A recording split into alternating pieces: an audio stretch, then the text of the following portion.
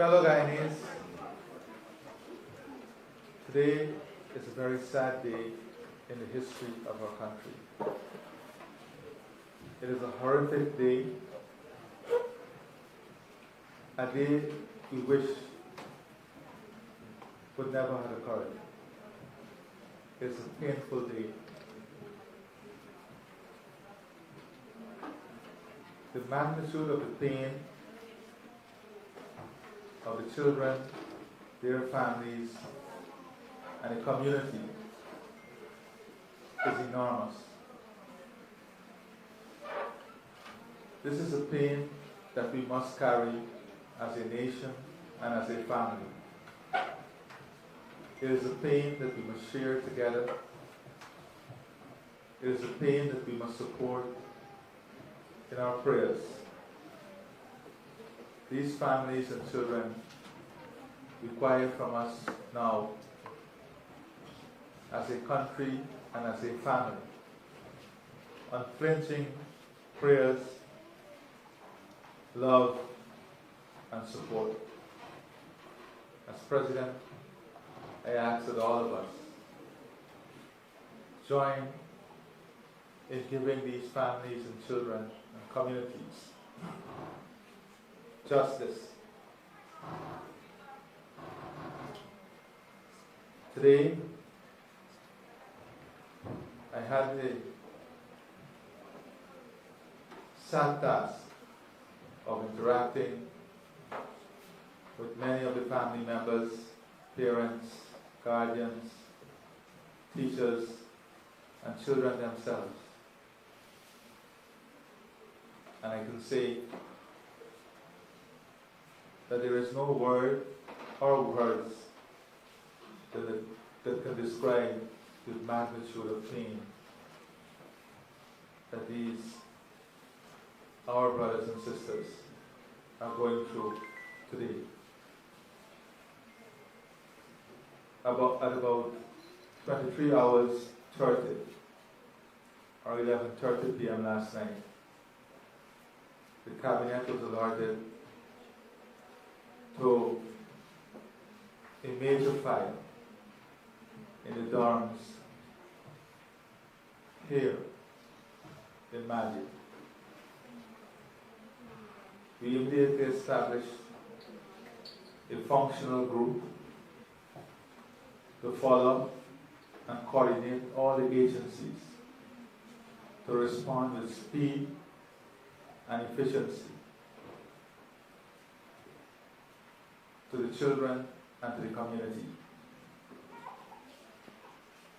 I have this morning a number of the leaders of those teams that would have been working with myself and the cabinet throughout the night in supporting all the activities to help as much as possible.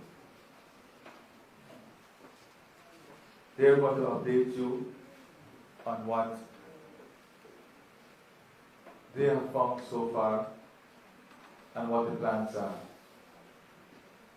In my interaction with the family members,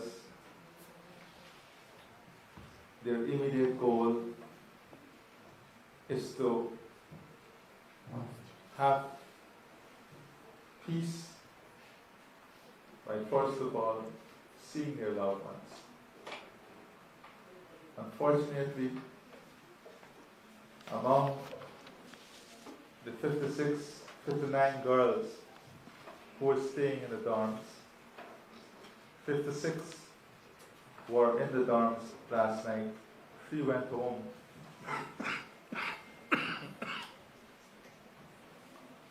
Three went home for the weekend.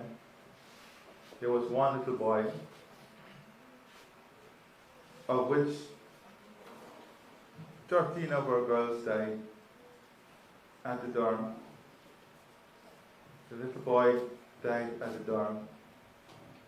5 died at the Mahdia hospital. 6 were medevaced to Georgetown. 17 are in the Mahdia hospital, and preparations are being made to have 3 more medevac to Georgetown as I speak to you.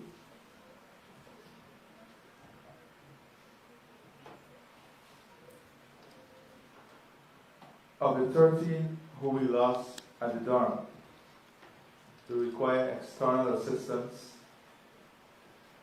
in the DNA analysis so that we can support the identification of our girls. We've already sought the support from regional and international partners. We're hoping that before the end of today, that support will be received and we can quickly have this process completed. Of the 5 girls we lost to the hospital, the post-mortem is completed and those children can now be identified. We have established a technical task force that will be led by the Chief of Staff, Brigadier Khan, a cabinet task force that is led by the Prime Minister. In honor of these children, I ask that for the coming days, but specifically for the next 3 days, that as a nation,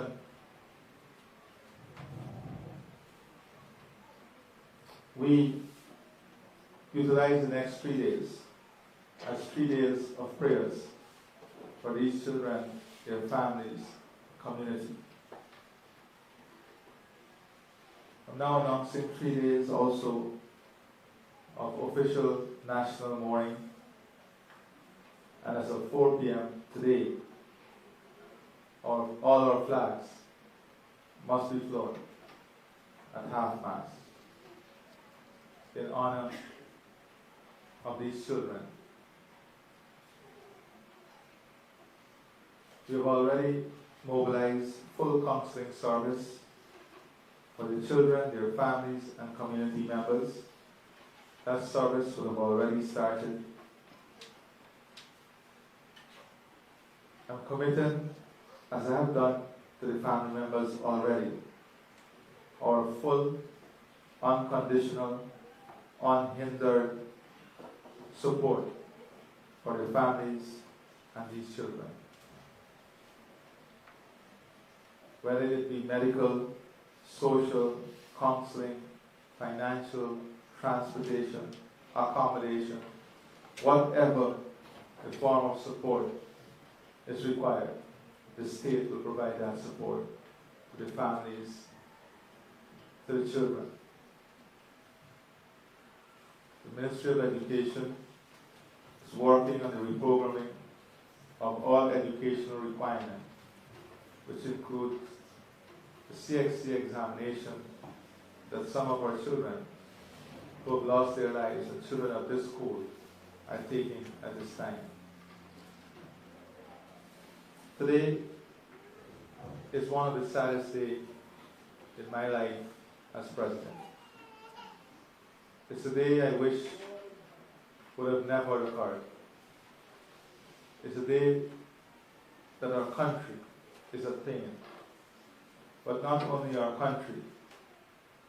I received many messages from leaders across CARICOM, our international partners. Those messages conveyed the love of their people and their government with all of us, their prayers and their thoughts. I want to thank them for their kind wishes too. As a family, we will have to bond together. We will have to support each other. Through faith and patience, we will have to persevere. Today, I pray that God grant these souls eternal rest. And I pray that as a family and a community, we bind ourselves stronger together, and that as a nation, we find the love to give to those who are hurt at this moment.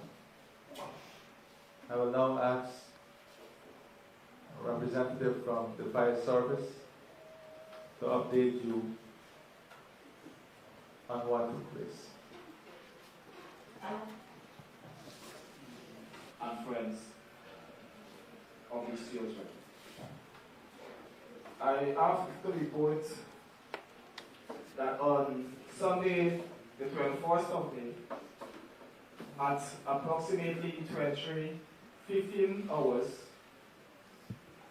the Mahdia fire station would have received a running call, and someone came and informed the station that there is a fire at the Mahdia Secondary School door. Immediately, the appliance, under the command of Sub Officer Scott, responded. It took approximately 4 minutes to get there. On arrival, it was observed that the building was fully engulfed in flames. Immediately, firefighting and rescue operation initiated. These operations would have seen the rescue of not less than 20 students. The operation continues approximately 3.5 hours after, which brought the fire under control and subsequently extinguished same. The initial investigation by the fire service identified that the fire was maliciously set. Also, the point of origin was identified to the southwestern end of the building. After we would have completed our initial investigation, the scene was handed over to the Guyana Police Force. Thank you. Good afternoon.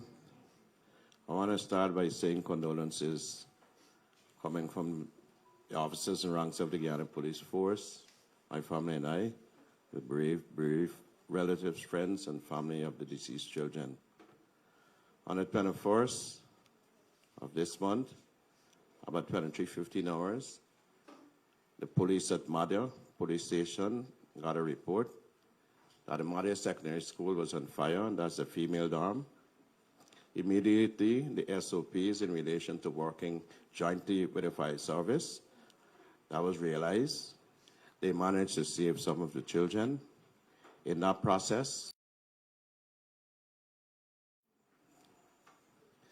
at the time of the fire, it was reported that 56 children were in a dorm, which is measured 100 by 40, a concrete and wooden structure with 5 doors and grill windows. Initial investigation suggests, like was reported from fire, that it was maliciously set, and so our investigation is continuing. I must say this though, DNA tests will be done with the 13 remaining bodies expeditiously. We have completed the postmortem on 6 of the bodies. I want to reiterate, on behalf of the force, my condolences going out to the family. We will conclude this investigation swiftly, and we will do a press release in that regard. Thank you. Good afternoon, everyone. As the Chief of Staff of the Guyana Defense Force and tasked with the technical committee to coordinate the national response, I would like to express, on behalf of myself, officers and ranks of the Guyana Defense Force, our heartfelt sympathy to all those who would have lost their loved ones and those who were injured, and be hoping for them to recover very quickly. I will give an overview of the national response on receipt of the first request for a medical evacuation.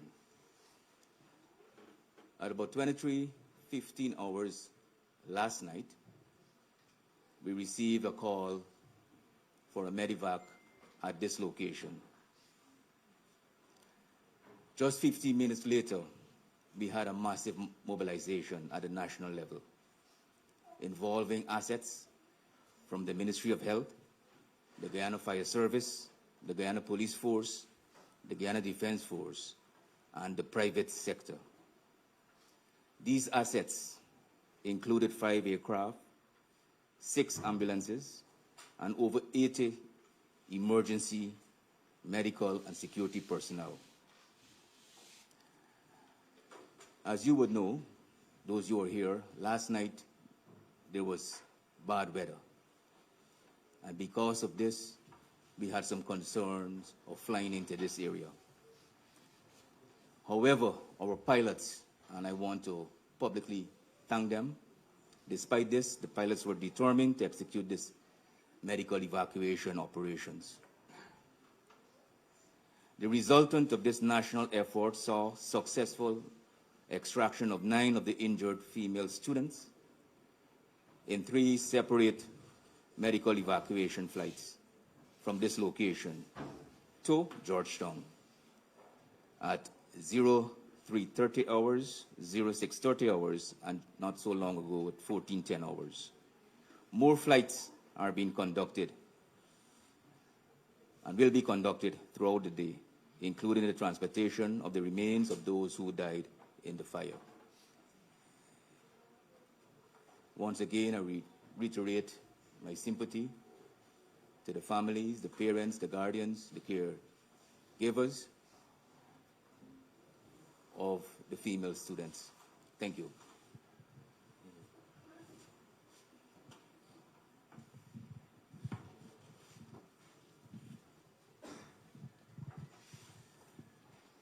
Good afternoon, everyone. Condolences to all the families who would have lost someone today. My name is Ravindra Dudnath.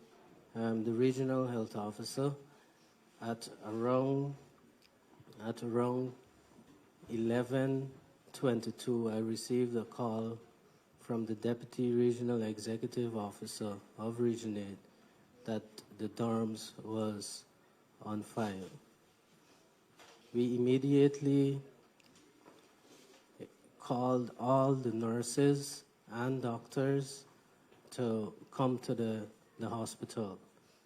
That is the Mahdia District Hospital.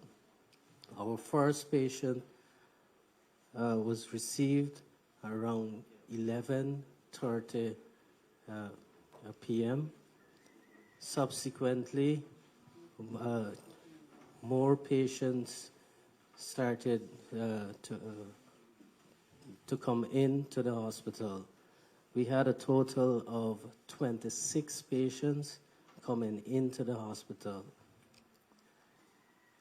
However, we would have received a call from the Ministry of Health asking if help is needed. We indeed accepted that request, where we got a team from the Georgetown Public Hospital Corporation that came in around 3:29 hours. That team from the Georgetown Public Hospital, along with a team from the Mahdia District Hospital, did initial assessment of all the patients. As mentioned previously, we initially medevac 3 of these young ladies. That medevac took place around 3:29 hours. We would have continued further medical attention and and support for the young ladies that were at the hospital, and we subsequently had to medically evacuate 3 more patients. And this second evacuation took place around 6:27.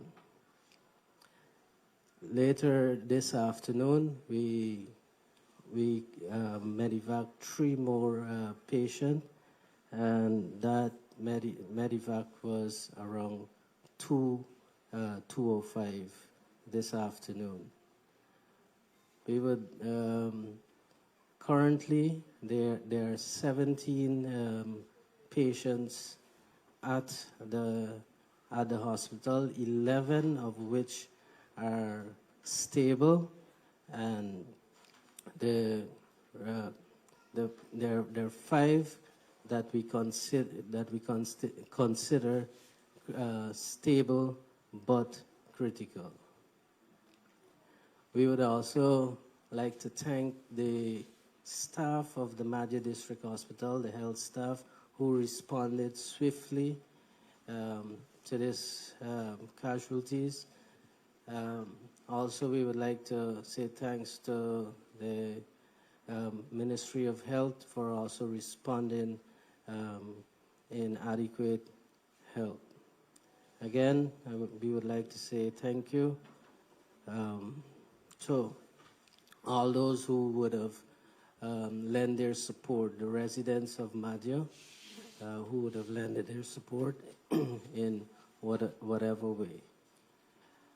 Again, condolences to the families who would have had loss today.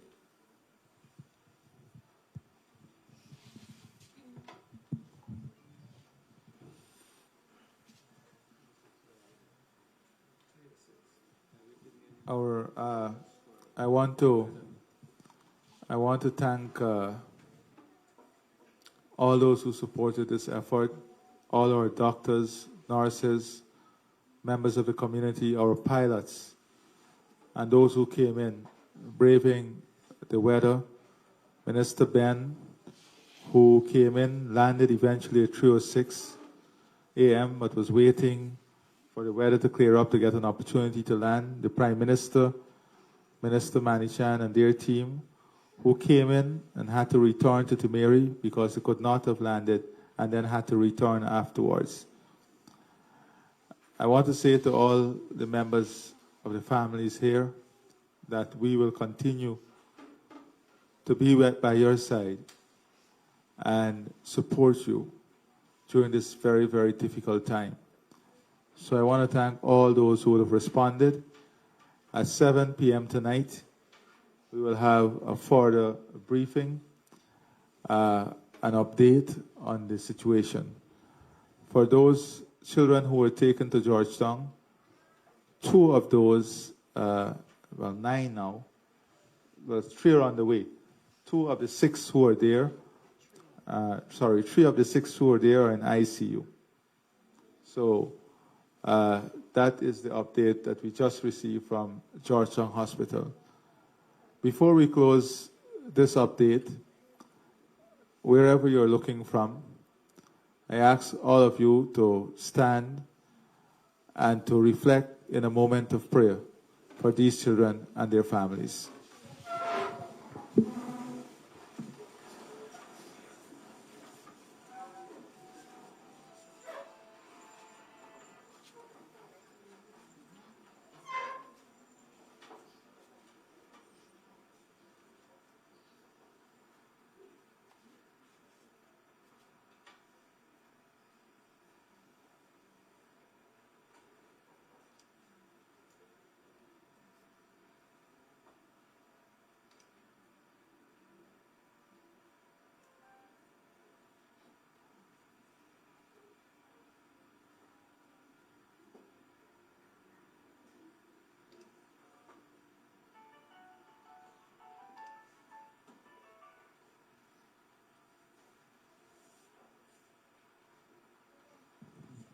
I thank you and I pray the love of God be with us all, especially the families and the children. Thank you very much.